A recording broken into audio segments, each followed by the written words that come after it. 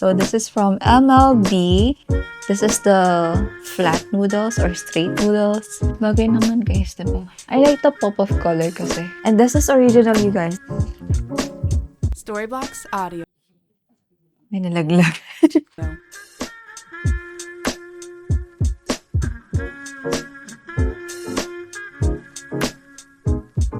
Hey guys, welcome back to my YouTube channel, and for today's video, we're going to have Hong Kong haul because medyo madami din naman ako binili guys. So, I wanted to show you what I got, and this is not to brag or anything, but this is to inspire you guys.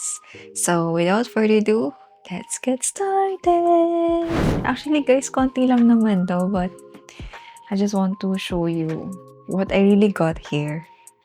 And first things first, syempre hindi mawawala to kasi we're bringing Ichiran sa Philippines. So I got this Ichiran ramen Hakata style thin straight noodles straight from Japan. So this is made from Japan. And actually guys, every time na pupunta kami sa Japan or Hong Kong, we really do bring this home because this is also good for pasalubong sa mga loved ones nyo. So, I got this box. This is the similar taste dun sa Ichiran ramen talaga here. So, this is the flat noodles or straight noodles because they have the curly noodles na instant. Pero hindi siya similar masyado dun sa Ichiran ramen talaga. So, this is kinda similar dun sa Ichiran ramen talaga here. 5 noodles na. This is worth 208 Hong Kong dollars if I'm not mistaken. That's around 1,600 pesos each. Yun. Next one. This, actually kakabili lang namin to kanina. So this is from MLB. And we got 4 cups there. But ito na lang natira since ito yung akin. So, I got this LA cup lang na green. I don't have green cup actually. I usually have like white cup. So, this is new to the collection. Bagay naman guys, diba? I like the pop of color kasi. Recently, nagugustuhan ko na yung mga cups kasi mainit sa Pilipinas guys, diba? That's from MLB and this costs around... Okay, andito pa pala yung price tag. Wala inalis. This costs 279 Hong Kong dollars. Yan yung tag, guys. So, this is S-Fit. So, since maliit lang naman yung head ko, this is perfect for me. I like the color talaga. And then, we got 2 perfumes. So, I got 2 perfumes. This is from Dongfeng Mall. Guys, dun yung mga medyo mura na perfume na luxury brands. So, they have like Dior, Jo Malone, YSL, Eclat, Replica. So, the first one that I got is this one. If you've been following me sa Instagram, you know that I love Maison Margiela. And I've been eyeing this scent. Ayan. But medyo mahal kasi yung sa Pilipinas natin.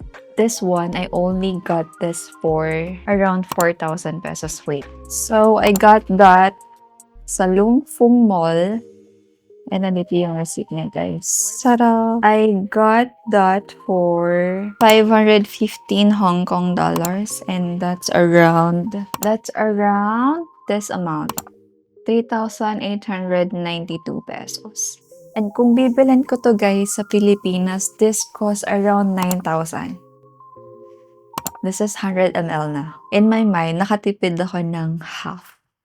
Like more than half of the price. And this is original, you guys. This is authentic. And then, nung palabas na kami guys ng Longfung Mall, I saw this. This is Eclat London, Paris. And this is 100 ml din. Actually, nakita namin yung 300 ml na ganitong bottle. And ano lang siya, around 793 pesos.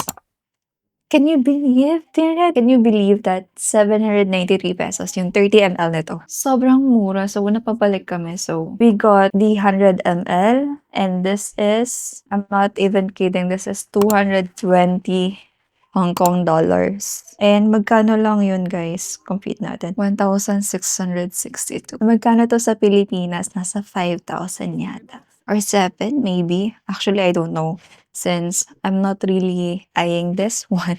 But I know this is a good perfume because before I actually bought the parang inspired perfume na ganito and mabango talaga siya. So I got this one. As someone na mahilig sa scent, this is heaven. And Long Fong Mall is actually heaven for scent lovers, perfume lovers. Ayan. I got this. And next one, I just bought this kanina. So, fresh from the store. This is from Dior. Actually, may tinitingnan ako dun na perfume nakakalabas lang. But actually, it's not available yet. I'm eyeing this perfume sana. But it's not yet available here. Nag-spray ako nung essence. And mabango naman siya, but it's not for me. I think it's too strong. It's too rosy petals ang amoy niya. Hindi ko nagustuhan. So, instead, we bought something from the collection ng lipsticks and blush. So, we bought 3 items. Ayan. We got here 2 lipsticks sa ating collection. We have here a very beautiful pinkish color. So, this is in the shade 256 Paris. Ang ganda nito, guys. This is a beautiful pinkish color. And we also have their best-selling shade, which is Icon 720. This is a beautiful shade. I have this as a gift lang, pero it's really beautiful. Para siyang peachy na red. Parang in between ng red at saka peachy. This is for my mom. Actually, we're going to share this naman, so this is mine also. Ayan. And then for me, I got this new collection. This is Backstage Rosy Glow Stick. This is a beautiful packaging, you guys. This is the cream blush na stick lang Dior. I actually have the powder blush nito. Itong mismong color na to. But it's sold out kasi.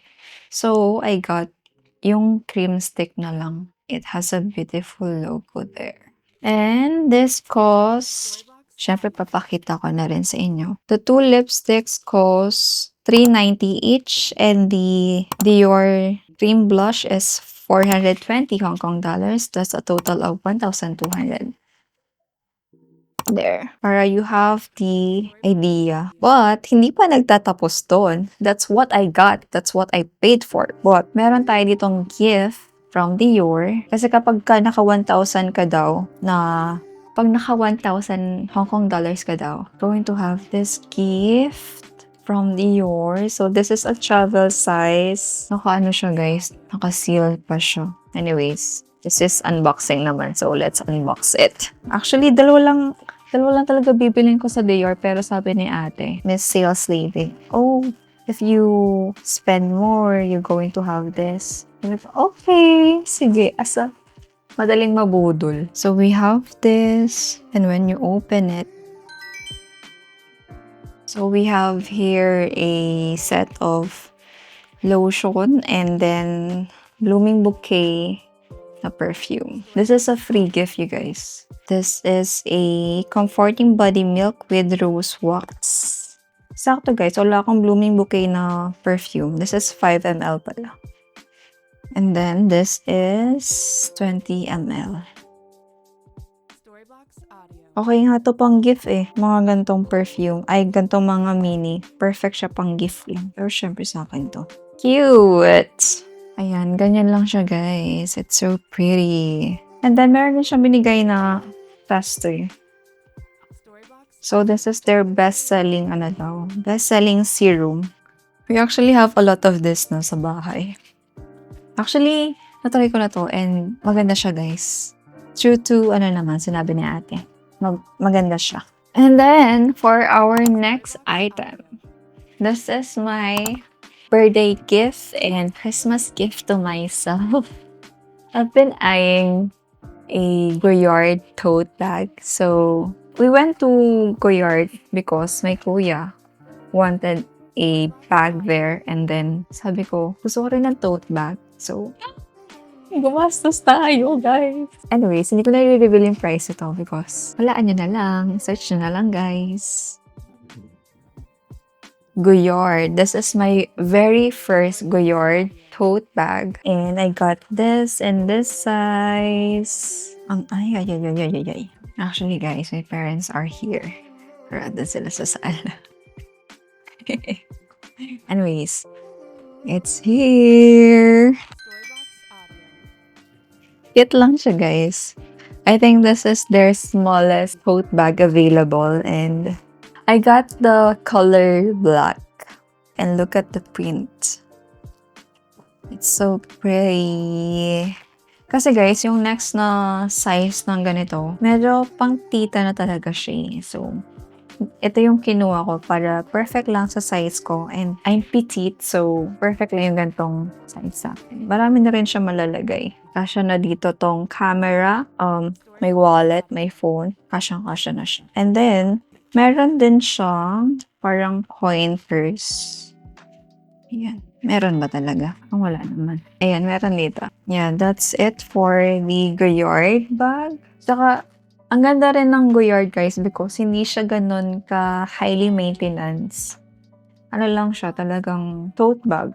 Ayan, hindi siya highly maintenance unlike my other luxury bags na ingatan talaga siya. So, next item. And this is, I think, the most expensive bag that I ever purchased here in Hong Kong. So, we got a Chanel bag. We got two items. Two items here. One big item and then small item. Actually, picturean ko kaya muna to. We got two items from Chanel. And this is for me. And this is for my mom. And actually, we share naman eh. So, uy, grabe. May ano siya. May parang, what do you call that? Parang button. Sana mabalik ko pa to. We got a wallet. Ayan, it's so pretty, you guys. This is also a card holder. Ayan, so we got a wallet. This is so pretty. Ano lang siya, very classic Chanel wallet. Maliit lang siya, guys. It fits sa mga small bags. Actually, I have a lot of small bags, so this is perfect lang. And I actually have a lot of cards, so I can fit a lot. So wala ko, guys, wallet. I have a card holder, pero my cards doesn't fit there anymore, as in I have a lot of cards. The next item, paano mabalik ko ba yung ribbon? May ano din pala yun, may something. Okay. Sana narinig nyo. Oh. So we got a mini version ng ating Chanel bag. So this is a wallet on chain. It's so pretty. Ayan, may baby na siya. So we got a wallet on chain. Very cutesy lang siya, guys. Parang siyang bag, parang siyang wallet, pero bag siya. Kasi yung tawag dito eh. So, ayan, mukha talaga siyang wallet inside. And you can fit a lot here ng mga cards and phone. It can also fit passport. Ayoko na masyadong buksan kasi. And mas low maintenance to kaysa dun sa isa kong Chanel bag. This one. Kasi yung isa kong bag is double flap siya. This can fit a phone, cards, passport. Functional pa rin naman siya. Kahit maliit siya. It's very functional and very pang everyday kasi you don't need a lot of things naman when going out eh. So, yeah. That's the thing that I got. And akala ko last item na yun, guys.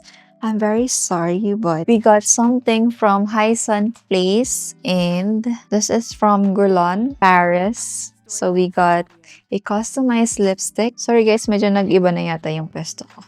So I got this lipstick that I can customize. Ganito siya, guys, pakita ko sa inyo. I got the shade 518 Le Rose Blush na satin. So ganito yung itsura ng lipstick without the case. Awkward siya, di ba, kapag walang case. So, we got the Le Marble na case. And we actually customized this. So, ganito siya, guys. It has this pouch. And this is the case that I picked Ayan, meron lang siya ditong parang ganyan. And then, Boosh. That's my name. Ayan, you can engrave your name here. You can make it bigger, smaller. And then, this is the lipstick. Just remove the cup, put it there. There, you have a lipstick with a case from Goyard, Paris. You're going to use it. It will automatically. And then, you can put your lipstick on na. And, ganun siya, guys. Very rich girl vibe. Ang lakas makasosyal. Ayan. So, I got this for 620 Hong Kong dollars. So, from what I remember, 320 Hong Kong dollars yung lipstick and then 300 yung case. And then, parang raffle Drodency and Miss. So, I got this for free. This is a beauty sponge naman. Ayan. Pare-pares kami, guys. Mayroong Goyard lipstick. So, 4 kami. And I got it for, tatlo lang pala to. 1,760. So, nakalas ako ng $100. If you're going to be member ng mall, ayan, makakalas kayo ng $100. If nakaabot ka dito, guys, thank you so much. And yeah, thank you for watching and I hope to see you on my next one. Bye! Kasi guys, mag-iimpake pa ako. Bye!